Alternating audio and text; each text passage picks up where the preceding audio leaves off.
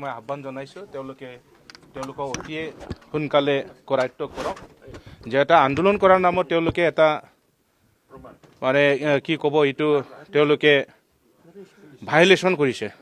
non violence প্ৰক্ৰিয়াৰে তেওঁলোকে আন্দোলন কৰিব লাগে তাত আমাৰ ক'বলগীয়া নাই আমিও সমৰ্থন আছোঁ তেওঁলোকে যিটো ইস্যু লৈ পেলাই আন্দোলন কৰিছে তাত আমিও সমৰ্থন আছোঁ কিন্তু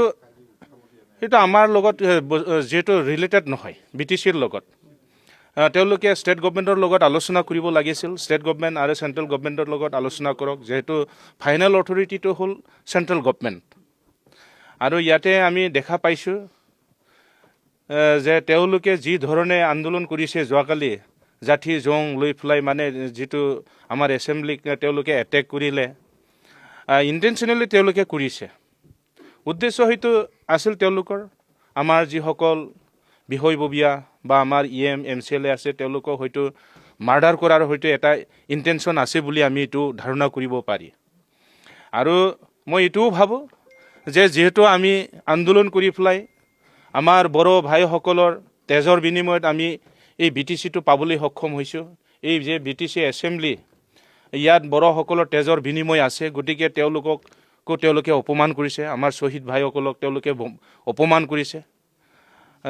সেইকাৰণে মই তেওঁলোকক গৰিহণা দিছোঁ ভৱিষ্যতে যাতে তেওঁলোকে তেনেকৈ কামত লিপ্ত হোৱাৰ পৰা যেন আঁতৰি থাকে আৰু যদি আন্দোলন কৰে তেওঁলোকে কৰক ডেম'ক্ৰেটিক পদ্ধতিৰে তেওঁলোকে কৰক ভাইলেন্স তেনেকৈ আনিব নালাগে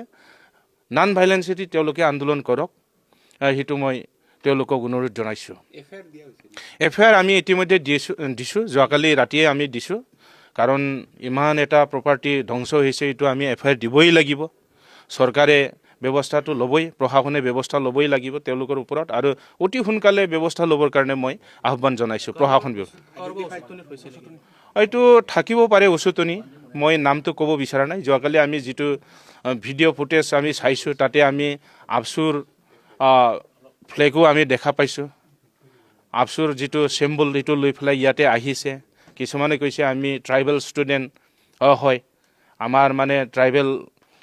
লগ বাদ দি পেলাই আৰু অন্য 6 জনগোষ্ঠী তেওঁলোকে ট্ৰাইবেল কৰাটো সহ্য কৰিব বিচৰা নাই ঠিকে আছে সেইখিনি পৰ্যায়টো তেওঁলোকে সমস্যাটো যিহেতু উদ্ভৱ হৈছে এইটো সমাধান কৰাৰ কাৰণে যেনেধৰণে আলোচনা কৰিব লাগে আলোচনা কৰক আমিও আছোঁ কিন্তু এই পদ্ধতিৰে কিন্তু আন্দোলন কৰিলে ফলপ্ৰসূ নহ'ব আৰু ইয়াৰ পৰা আঁতৰি থাকিবলৈ মই তেওঁলোকক আহ্বান জনাইছোঁ প্ৰতিবাদকাৰীসকলে ইতিমধ্যে টাইম বান্ধি দিছে 24 ঘণ্টাৰ ভিতৰত NOC-টো উঠাই ল'ব লাগে বুলি হাগ্ৰামা মহিলাৰীক সেইটোতো মই ক'ব নোৱাৰোঁ সঠিককৈ NOC কি ধৰণে দিছে ময়ো সেইটো সঠিককৈ ক'ব নোৱাৰোঁ কিন্তু মই জনাত আমাৰ হাগ্ৰামা মহিলাৰী হিচাপে দিয়া নাই তেওঁ আমাৰ BTC ফালৰ পৰা তেতিয়াই মানে হয়তো NOC-টো দিছিল চাগে যে ইয়াত হয়তো লিখা আছে মই জনামতে যে এক্সিষ্টিং যিসকল ট্ৰাইবেল তেওঁলোকৰ ক্ষতি নোহোৱাকৈ যদি 6 জনগোষ্ঠীক ট্ৰাইবেল অন্তৰ্ভুক্তি কৰে তেতিয়াহ'লে আমাৰ আপত্তি নাই কিন্তু ইয়াত কণ্ডিশ্যন এটা আছে এক্সিষ্টিং ট্ৰাইবেলসকল কোনো ধৰণে ক্ষতি হ'ব নালাগে যেতিয়া মানে নতুন 6 জনগোষ্ঠী ট্ৰাইবেলত অন্তৰ্ভুক্ত কৰা হ'ব তেতিয়াহ'লে ট্ৰাইবেল যিখিনি কোটা আছে সেইটো বাঢ়াই দিয়ক যদি বাঢ়াই দিয়ে তাততো আৰু ক্ষতি নাই সেইটোৱে আমি কামনা কৰিছোঁ কাইলৈ পৰা যিটো শীতকালীন অধিৱেশন হ'ব হয় হ'বনে হ'ব এইটো চিয়'ৰ এইটো 100% চিয়'ৰ আমি কোনো প্ৰকাৰে এইটো পিছুৱাই নিদিওঁ হয় বহুত ক্ষয় ক্ষতি হৈছে যিহেতু আমি এই সদনত বহি পেলাই আমাৰ গোটেই BTC অঞ্চলৰ উন্নয়নৰ কাৰণে মংগলৰ কাৰণে ইয়াত আমি ভাল এটা পৰিৱেশত আলোচনা কৰোঁ তেনেকৈ এটা পবিত্ৰ সদনক ক্ষতি কৰাটো আমাৰ কাৰণে দুৰ্ভাগ্যজনক লাজৰ কথা মানে আনকনষ্টিটিউচনেল এইটো সেইকাৰণে মই তেওঁলোকক আকৌ এবাৰ গৰিহণা দিছোঁ কাৰণ এইটো হ'ল পবিত্ৰ সদন ইয়াত মানে ৰাইজৰ মংগলৰ কাৰণে চিন্তা চৰ্চা কৰা হয় এটা ভাল সিদ্ধান্ত লৈ কেনেকৈ আমাৰ BTCটো উন্নতি কৰিব পাৰে সেই সকলোবোৰ কথা আমি এই সদনত আলোচনা কৰি এটা সিদ্ধান্তত উপনীত হওঁ আৰু সেইমতে আমি কাম কৰি যাওঁ গতিকে